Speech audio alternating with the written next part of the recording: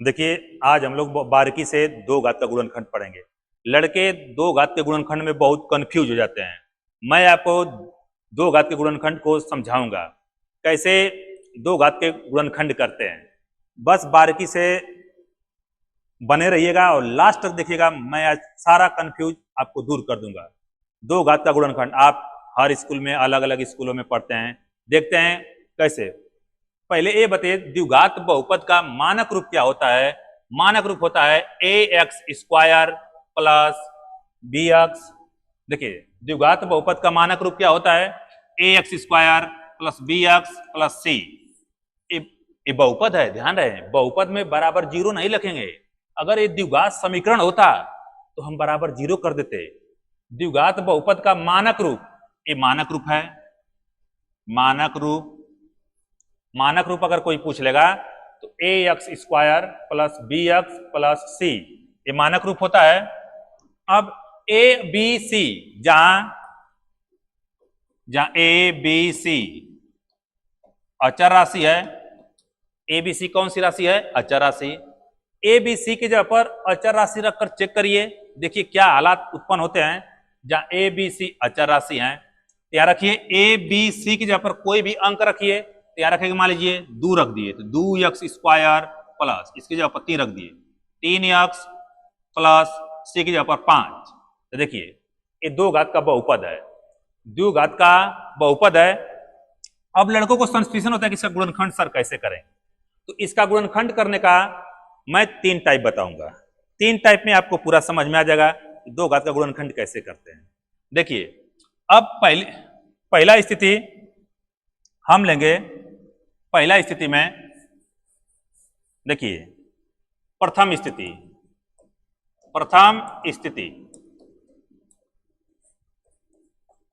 स्थिति में जब यक्स स्क्वायर रहे और यक्स वाला हिस्सा न रहे, जब यक्स स्क्वायर और यक्स वाला हिस्सा ना रहे, बस ए सी रहे, मतलब यक्स स्क्वायर के आगे का ए और सी, ये और ये रहे, तो कैसे गुणनखंड होता है?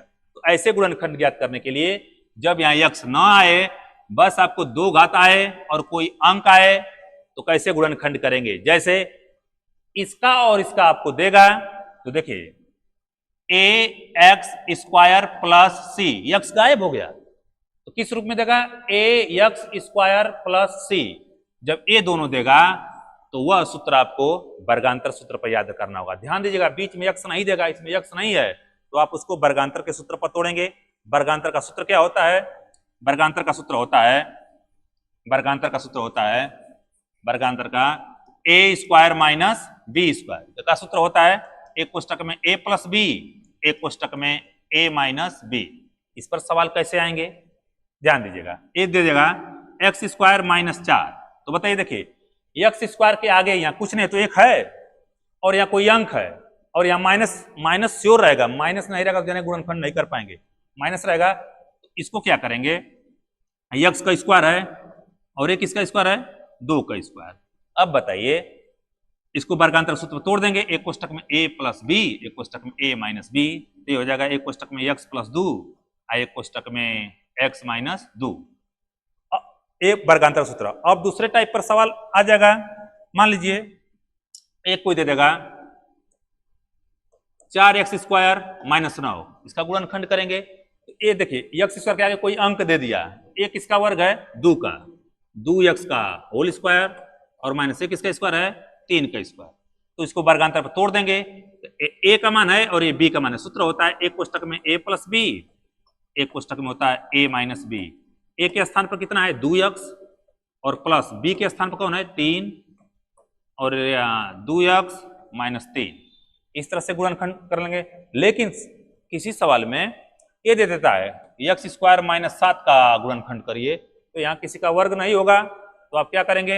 एक्स का स्क्वायर और माइनस एक इसका स्क्वायर है, करड़ी में 7 का स्क्वायर, इसको वर्गांतर सूत्र तोड़ देंगे। एक कोष्टक में x प्लस करड़ी में 7, एक कोष्टक में होगा x माइनस करड़ी में 7। इस तरह से अब प्रथम स्थिति इस वर्गांतर के सूत्र पर दे देगा। दूसरा स्थिति यहां लिख दे रहे हैं, द्वितीय स्थिति। अब जब यक्स आएगा मतलब एक्स स्क्वायर भी रहेगा, ए एक्स स्क्वायर भी रहेगा, और बी एक्स रहेगा, और सी रहेगा। मतलब यक्स की स्क्वायर के आगे भी रहेगा, यक्स के आगे रहेगा, और सी अचर राशि तीनों रहेंगे। तब कैसे गुणनखंड करेंगे? तो ध्यान दीजिएगा, जब इस सी का चिन्ह, ध्यान दीजिएगा बहुत बारीकी से समझेंगे, जब सी का चिन्ह धनात्मक हो तब गुणनखंड, जब सी का चिन्ह धनात्मक हो तब गुणनखंड के जोड़ों को जोड़ा जाता है। जब सी का चिन्ह, यहां सी का चिन्ह आप बस देखेंगे, सी का चिन्ह क्या हो, जब सी का चिन्ह धनात्मक हो तब जो गुणनखंड हम करेंगे उस गुणनखंड के जोड़ों को जोड़ा लगाएंगे, और उस जोड़ों को जोड़ा जाता है, और जोड़ने के बाद ये बी का मान आना चाहिए, बी का मान आना चाहिए। अब देखिए कोई आपको एक गुणनखंड लेकर चलते हैं, देखिए x square plus 5x plus 6, बताइए ए का मान है, ए बी का मान है, और ए सी का मान है। देखिए सी का चिन्ह क्या है, धनात्मक है, देखिए सी का चिन्ह धनात्मक है, तो इसका इसमें तो पहले गुणा कर ले लेते हैं। बताइए 6 एक कम 6, यहां अभी 1 लगाना है, अभी 2 3 करेंगे तो 6 एक कम 6, यहां गुणनखंड करेंगे, गुणनखंड देखिए 2 से कटाएंगे, 2 3 6 3, और यहां से हम जोड़ा लगाएंगे, जोड़ा देखिए एक 2 सिंगल ले लेंगे और 3 ले लेंगे, और गुणनखंड के जोड़ों को जोड़ेंगे, 2 और 3 5, बी का मान आना चाहिए यहाँ 5, तो ये हो जाएगा, देखिए गुणनखंड बनेगा 2 3 का, मतलब एक्स स्क्वायर प्लस 2, इसमें यक्स लगा देंगे, 2x प्लस 3x, देखिए 2x और 3x जोड़ने पर 5x होना चाहिए, और प्लस 6, इसको और इसको एक संग कॉमन करेंगे, यहाँ देखिए x कॉमन करेंगे, यहाँ बचेगा x प्लस 2, और प्लस 3 कॉमन करेंगे तो x प्लस 2। देखिए दोनों कोष्टक में सेम मिला, दोनों कोष्टक में सेम मिला, तो क्या लिख देते हैं, x प्लस 2, और यहाँ देखिए x प्लस 3, x प्लस 3, इस तरह से गुणनखंड। और अगला गुणनखंड इसी टाइप पर अभी लेकर चल रहे हैं, ये देखिए x square plus 9x plus 20, x square plus 9x plus 20, इस 20 को गुणनखंड करेंगे। देखिए सबसे पहले तो इसका इसमें गुणा कर लेंगे, 20 एक कम 20, और ये 20 का गुणनखंड करेंगे, 2 10, फिर 2 से कटाएंगे 5, फिर 5 से कटाएंगे 1। अब यहां से हम जोड़ा लगाएंगे, जोड़ा लगाएंगे और जोड़ा को जोड़ेंगे, जोड़ने के बाद 9 आना चाहिए, जोड़ने के बाद 9 आना चाहिए। देखिए तो कोई लड़का क्या करेगा, इसको एक साथ बस 2 को सिंगल लेगा, इस दोनों को एक साथ ले लेगा, तो बताइए यहाँ 2 हो गया, और 5 दूना के 10, अब जोड़ा को जोड़िए, 2 और 10 12 होगा, यहाँ 9 लेकर आना है, अभी नहीं बनेगा।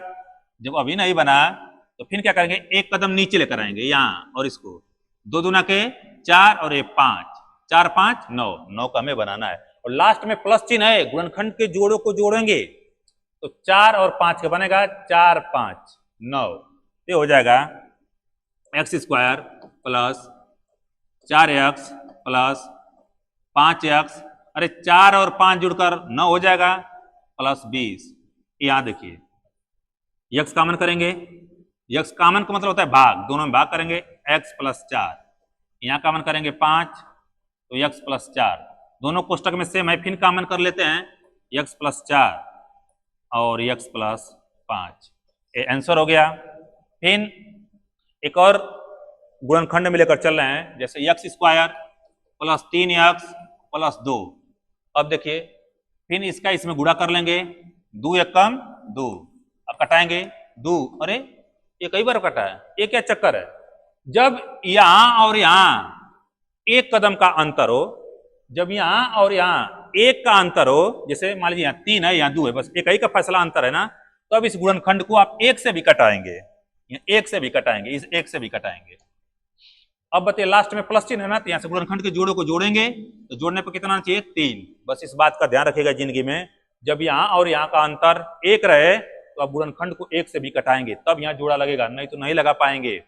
अब एक्स स्क्वायर प्लस 2 और 1 का बना 2x प्लस 1x प्लस 2, इसको और इसको लेकर कॉमन करेंगे, बताइए इसमें क्या कॉमन है, x, तो x प्लस 2, जिसमें कुछ नहीं कॉमन होता है वहां एक कॉमन कर लेंगे, x प्लस 2, तो बताइए x प्लस 2 और x प्लस 1, इस तरह से आप गुणनखंड लगाएंगे। एक और गुणनखंड तीसरा टाइप का,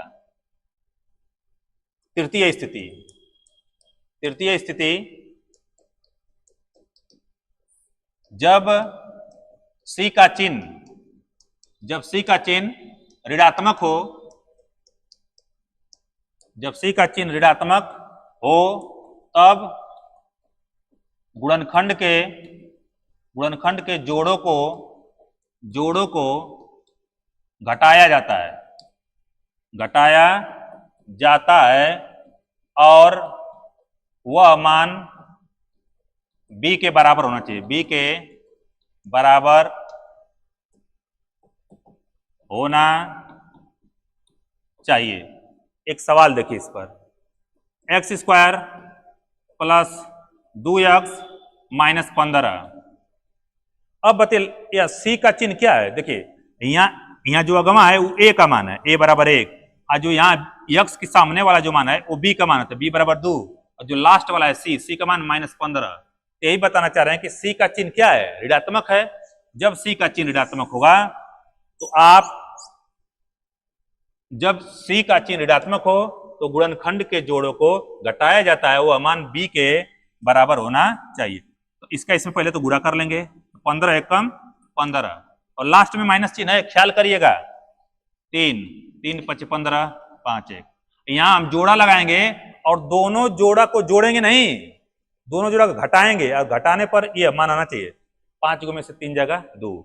अब बताइए 5 में से 3 जगह 2 आएगा, तो यहाँ प्लस 2 लेकर आना है कि माइनस 2, तो प्लस 2 लेना है तो बड़ा वाला प्लस होगा और छोटा वाला माइनस होगा, तो x square plus 5x minus 3x और माइनस 15।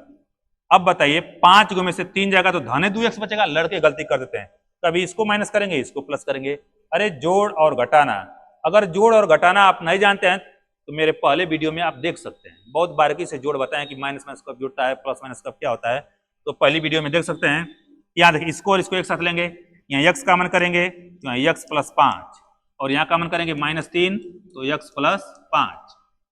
अब क्या करेंगे, इसमें कॉमन हो गया x प्लस 5, तो यहाँ क्या बचेगा x माइनस 3, इस तरह से इस चिन्ह को ध्यान करेंगे तो आपको सारा क्वेश्चन आएगा। इसी तरह से बने लगे, छोटे छोटे वीडियो में छोटा छोटा तर्क देते रहेंगे। धन्यवाद।